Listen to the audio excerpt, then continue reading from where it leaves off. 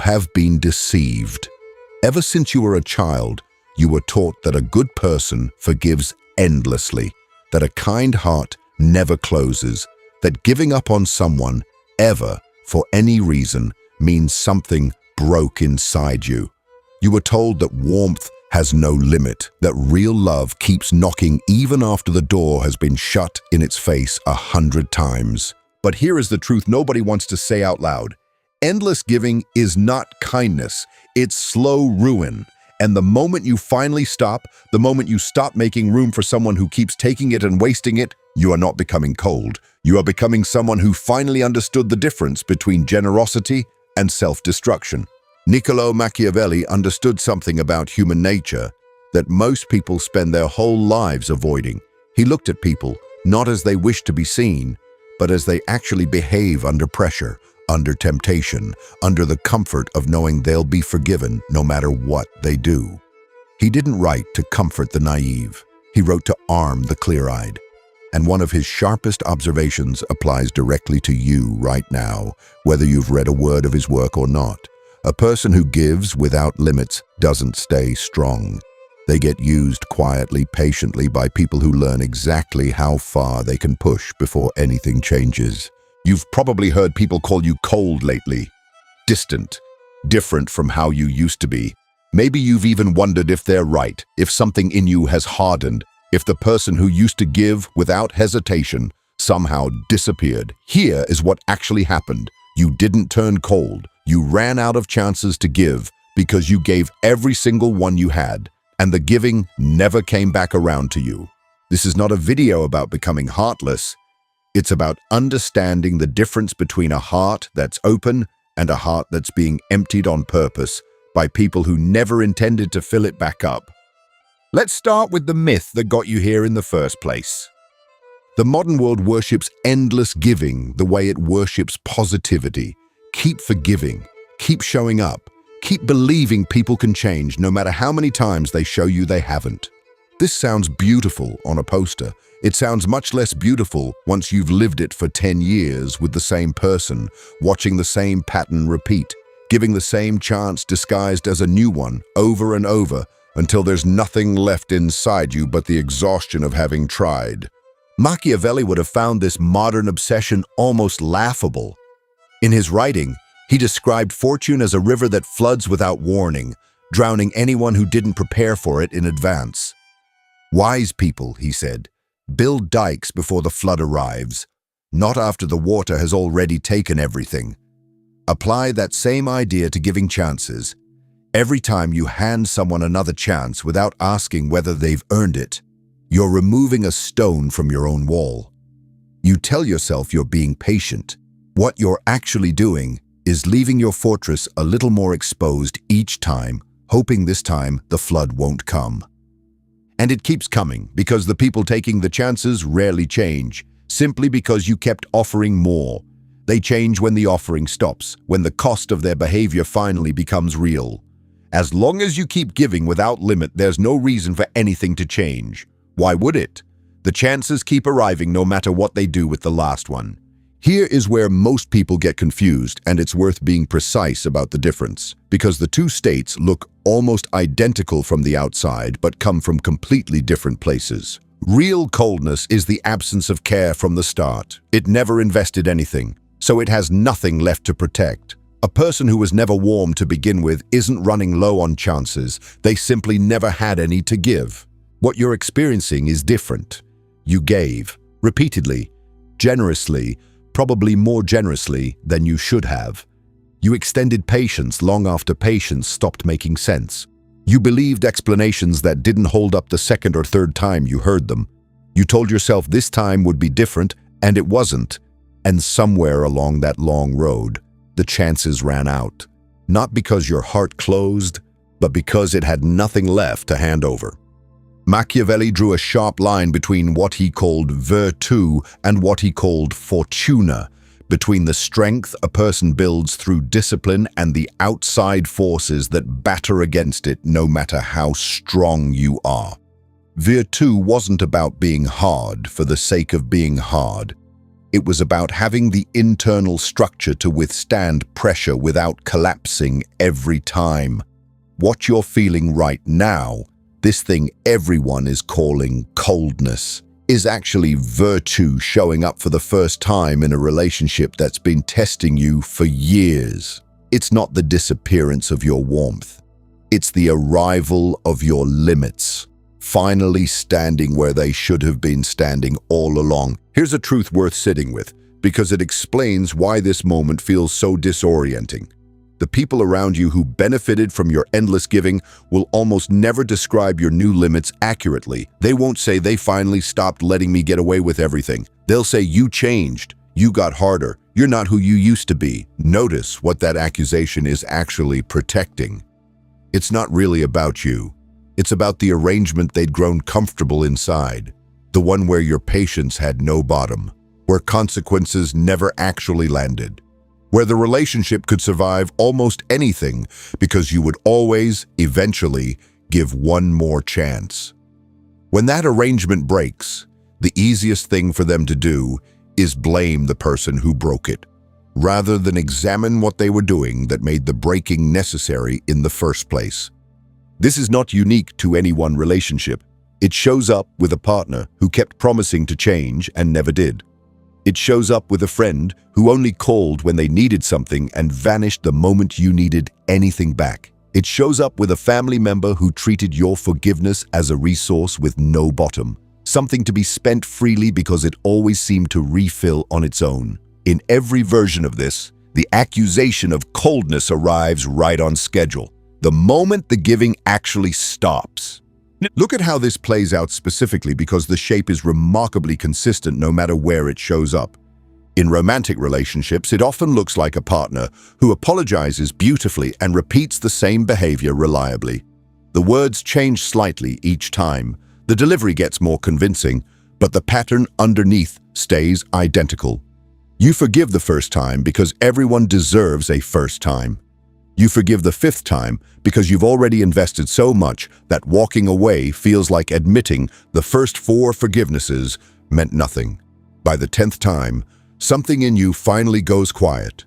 Not out of anger, but out of simple exhaustion, and that quiet gets labeled coldness by the very person who caused it. In friendships, it often looks like being the one who always reaches out, always remembers birthdays, always shows up during a crisis, while receiving almost none of that in return. For years, this feels like generosity because friendship isn't supposed to be a ledger. But at some point, usually after a personal crisis of your own goes unacknowledged by the same friend you've shown up for a dozen times, something shifts. You stop reaching out first. The friend notices the silence eventually and calls you distant, without ever noticing the years of one-directional effort that preceded it. In families, it often looks like being the one who keeps the peace, who calls first after every argument, who absorbs a parent's criticism or a sibling's chaos because that's simply the role you were assigned early and never got to renegotiate. The moment you stop absorbing it, the moment you let a difficult conversation sit unresolved instead of rushing to fix it, the family often reads this as betrayal rather than as the natural result of someone finally running out of what they'd been quietly supplying for years. At work, it shows up as a colleague or manager who keeps asking for more, later hours, more flexibility, more understanding for their own missed deadlines, while offering none of that same grace in return. You keep saying yes because saying no feels like it will cost you something until one day it costs you more to keep saying yes than it ever would have cost to finally say no. The label that gets applied to that no is rarely fair, but it's predictable every time. The modern idea of kindness has been hijacked the same way discipline gets hijacked by people selling shortcuts. We're told that kindness means never running out, that a truly good person absorbs anything forever without complaint. This is a grotesque distortion of what kindness actually is. Real kindness has structure. It has a shape. It knows the difference between giving because you want to and giving because you're afraid of what happens if you stop. Think about what you were actually taught. underneath all the pleasant language. You were taught that your limits were a moral failing, that setting a boundary made you selfish, that the good, easy, likable version of you was the one who never said enough. This teaching didn't come from wisdom. It came from people who benefited every time you absorbed something you shouldn't have had to absorb, and it kept working because nobody ever pointed out how convenient that lesson was for everyone except you. Real kindness doesn't require you to disappear into it. It doesn't require infinite chances handed out regardless of what's done with them.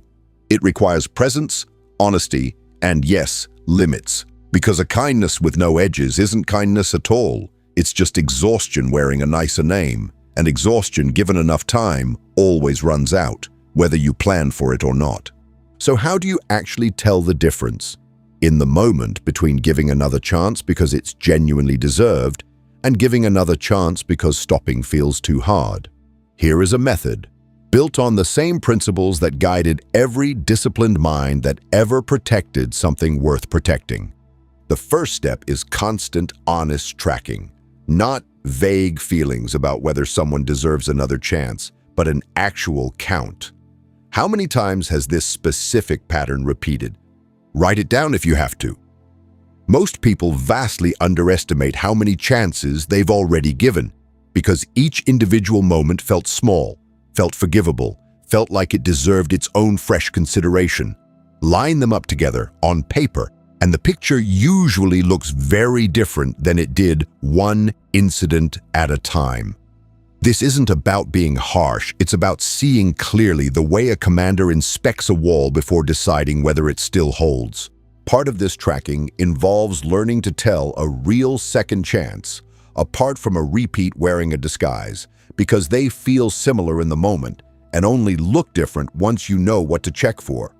A real second chance comes with something new, a changed behavior, not just a changed explanation, and small, consistent evidence visible over the weeks that follow, not a grand gesture right after getting caught followed eventually by the same old pattern.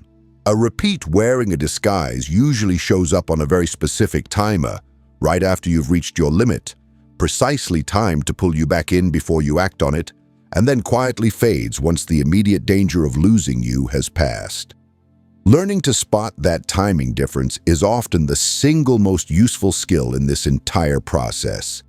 The second step is deciding the limit in advance, not in the heat of the moment.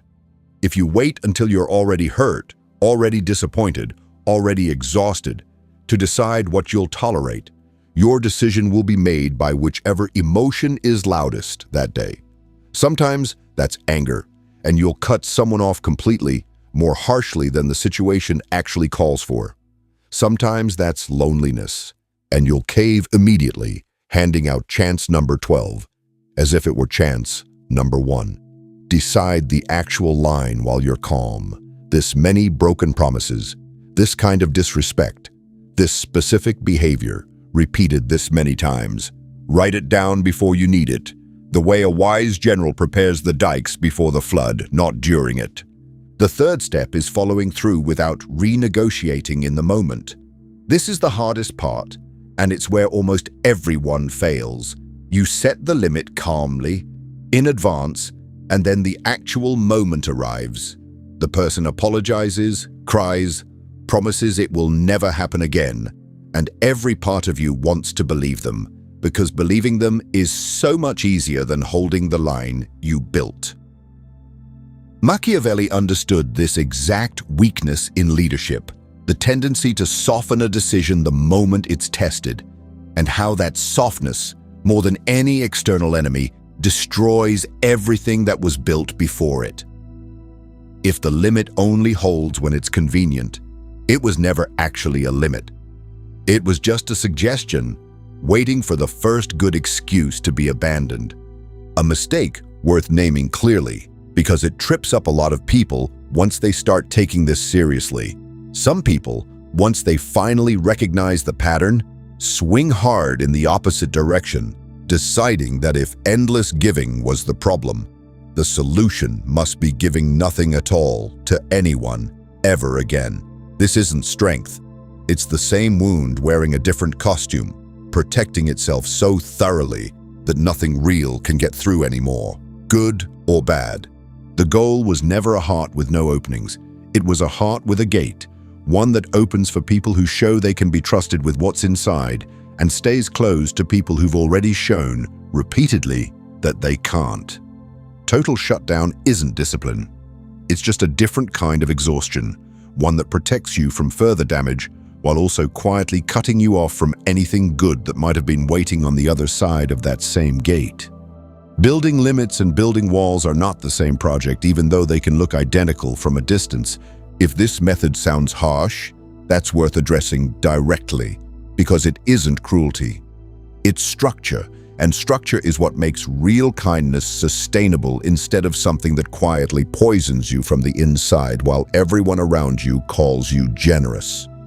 Think of it this way: a person with no limits isn't more loving than a person with limits. They're simply more exploitable, and exploitation dressed up as devotion is still exploitation. The people who truly deserve your patience will never need you to have none. They'll respect the edges, work within them, and rarely test them in the first place, because respect doesn't require testing to prove itself. The people who push against every limit you set, who treat each boundary as a challenge rather than information, are showing you exactly why the limit needed to exist. A fair objection deserves a fair answer here. Doesn't giving up on people eventually make you the villain? Isn't there something admirable about believing in someone even when the evidence says you shouldn't? About being the one person who never gave up when everyone else did? Sometimes, yes, there are real stories of patience paying off, of someone finally changing because one person refused to leave. But notice what those stories usually have in common when you look closely. The patience in those stories comes with real consequences along the way, real conversations, real accountability, real cost to the person being given the chances. It's not passive endurance. It's active engagement with actual change happening slowly, visibly, over time. What's being described in this video is different. It's giving chances that come with no cost attached, no real accountability, no evidence of anything actually shifting between one chance and the next. That's not admirable patience. That's a pattern with a different name attached to make it feel nobler than it actually is. There's also a difference between giving up on a person entirely and simply refusing to keep absorbing damage from them without limit. You can still care about someone's well-being, still hope things improve for them, still be willing to reconnect if something genuinely changes, while also refusing to keep handing them access to a version of you that has nothing left to protect itself with. Stopping the giving isn't the same as stopping the caring. It's simply refusing to let caring mean unlimited exposure to the same damage, indefinitely, with no end in sight. Now, the harder question. If you know all this, if you can see the pattern clearly laid out in front of you, why do so many people still keep giving chances long after they know better? Why does the giving continue even when every signal says it should have stopped years ago? Because stopping requires admitting something painful. It requires accepting that the time, the energy, the hope you already spent might not lead anywhere different this time either. As long as you keep giving one more chance, you get to keep believing the story might still end well, that all those years weren't wasted, that the person will eventually become who you kept hoping they'd be. Stopping means facing the possibility that they won't, and that the giving, however well-intentioned, may have been feeding something that was never going to change no matter how much you fed it. This is the quiet sabotage almost nobody names out loud. It isn't laziness, and it isn't weakness in the way people usually mean that word. It's grief, arriving early, disguised as one more chance. Giving again feels safer than grieving what giving hasn't fixed. But every extra chance handed out from that place doesn't actually delay the grief. It just delays the moment you finally let yourself feel it, while the cost of delaying keeps quietly adding up in the meantime. There's a specific kind of grief here worth naming clearly because it's different from the grief people usually expect. It isn't only grief over the person or the relationship, it's grief over the version of the story you'd been telling yourself, the one where enough patience, enough love, enough proof of your own goodness would eventually be met with something equal in return. Letting go of one more chance means letting go of that story too, and stories, even painful ones, are hard to release because at least a familiar story feels safer than an uncertain one. This grief doesn't move in a straight line, and it's worth expecting that honestly instead of being surprised by it. You might hold the new limit firmly for weeks, feel proud of the clarity you found, and then get hit by a wave of doubt out of nowhere, a memory of a good moment, a message that almost makes you reconsider, a lonely night that makes the old chances feel tempting again. That wave doesn't mean the limit was wrong. It usually means the grief is simply doing what grief does, arriving in pieces instead of all at once, long after the decision itself was already made. Something worth knowing in advance. The people who benefited most from your endless giving will often test the new limit harder than anyone else, at least at first. They've relied on your bottomless patience for so long that a real limit reads to them as a temporary mood rather than a permanent shift. Expect a wave of renewed effort right around the time you finally hold firm. More calls, more apologies, more promises than you've heard in years. This isn't necessarily manipulation in a calculated sense. It's often just an old pattern trying to reassert itself the only way it knows how, by escalating the exact behavior that used to work. How you respond to that wave matters more than almost anything else in this whole process. If the limit bends the moment it's tested hardest, everything built up to that point gets undone in a single evening. If it holds, even through the discomfort of watching someone scramble to restore an arrangement that no longer serves you, something genuinely new begins for both of you. Sometimes that new thing is a relationship that finally has real structure. Sometimes it's the end of the relationship altogether. Either outcome is better than the version where nothing ever changes because nothing was ever actually required to. Having a few plain sentences ready in advance makes holding the line far easier than trying to invent the right words in the middle of an emotional moment. Something as simple as, "I hear you and I'm not changing my mind," covers most situations where someone pushes back hard against a limit you've already set calmly. A plain, "This isn't something I'm negotiating right now," works when the pressure escalates into pleading or guilt. None of these need to sound cold or rehearsed. They just need to be short enough that there's no room left for the conversation to slide back into the old pattern of one more explanation, one more chance, one more exception made in the heat of the moment. If any part of this is landing, it might help to sit down today with a notebook and actually write out the pattern you've been living inside, plainly, without softening it for anyone's comfort, including your own. Naming it clearly on paper is often the first real step toward finally deciding, with a clear head instead of a tired heart, what you're actually willing to keep giving from here. Here is the part almost nobody tells you, because it doesn't sound as inspiring as endless forgiveness. Running out of chances to give is not a collapse. It's often the first sign of real strength you've shown in this entire situation. It means you finally stopped operating on hope alone and started paying attention to evidence. It means the version of you that kept absorbing damage in the name of loyalty has finally been replaced by a version that knows loyalty was never supposed to mean self-erasure. You are not the villain of this story, simply because you stopped being endlessly available to people who never treated that availability as something precious. You spent years being generous to people who mistook your generosity for weakness, who read your patience as permission, who assumed the chances would never actually end because they never had before. And now they have, and the sky did not fall, and you are still standing, just with clearer eyes than you had before. This is not the end of your capacity to care. It's the beginning of caring on terms that actually protect what you have left to give, so it can go toward people and situations that meet it with something real instead of taking it and asking for more. Think about the specific person who came to mind while you were watching this. The exact face, the exact pattern, the exact number of chances you've probably lost count of by now. That person is not required to change for you to be allowed to stop. Your limit doesn't need their agreement, their understanding, or their apology to be valid. It only needs to be true, and you already know, somewhere underneath all the reasons you've given yourself to keep going, whether it's true or not. You spent a long time believing that stopping would make you the bad guy in a story you never asked to be part of. But look at what you actually did before you got here. You gave honestly, repeatedly, more than most people ever would have.